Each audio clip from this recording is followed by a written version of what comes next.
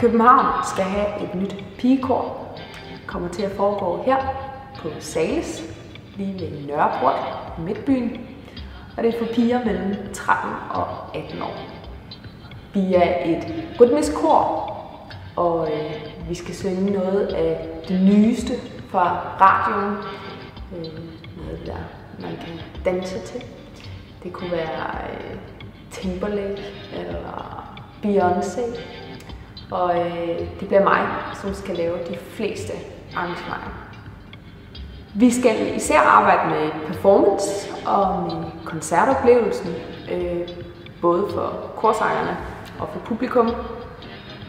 Vi skal have integreret noget mere bevægelse, så der både er noget for øret og noget for øjet.